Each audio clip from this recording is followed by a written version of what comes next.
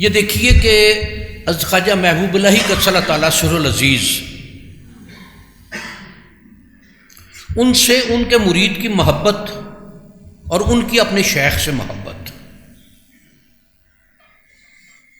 کہ ان کی درگاہ میں ایک نادار غریب شخص آیا اور اس نے یہ مختلف روایات ہیں، قوال کے حوالے سے بھی ہے، سید زادے کے حوالے سے بھی ہے، اور ایک شخص کے حوالے سے بھی ہے،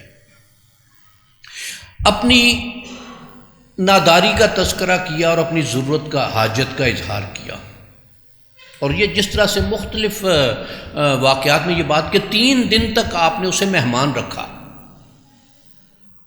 کہ اگر کوئی نظر آتی ہے تو اس کو پیش کر دیا۔ 3 دن تک نظر کوئی نہیں آئی، ایسی نظر جو اس کو دے سکتے، کہ آپ نے اپنی خواجہ محبوب اللہ قدس اللہ تعالیٰ سرہ العزیز نے اپنی پرانی جوتی اس کو ایک کھڑا میں دے دی، اور وہ بڑا دل افسردہ ہو کے اور شاکی ہو کے نکلا وہاں سے کہ یہ 3 دن ٹھہرا بھی، اور یہ پرانے جوتے ان کی کیا حیثیت ہے۔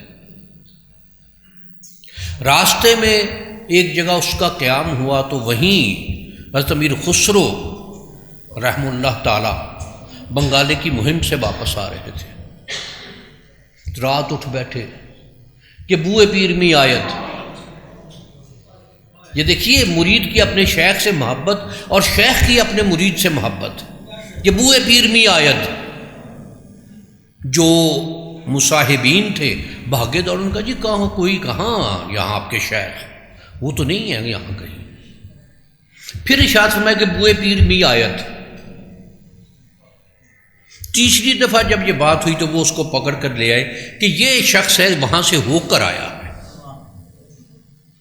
آپ نے پوچھا، نے کہا جی میں، اس نے پورا حال بیان کر دیا کہ جی میں 3 دن وہاں رہا بھی، اور جب چلنے لگا تو یہ پرانے جوتے مجھے دے دیے۔ تو امیر خسرو نے پوچھا کہ یہ بیچو گے؟ وہ اس نے مذاق جانا کہا جی یہ ان پرانے جوتوں کو کون خریدے گا؟ ارشاد ہے کہ میرے پاس 7.5 لاکھ چیتل یا اس وقت کا جو بھی سکہ تھا وہ ہیں، اتنے میں دو گے؟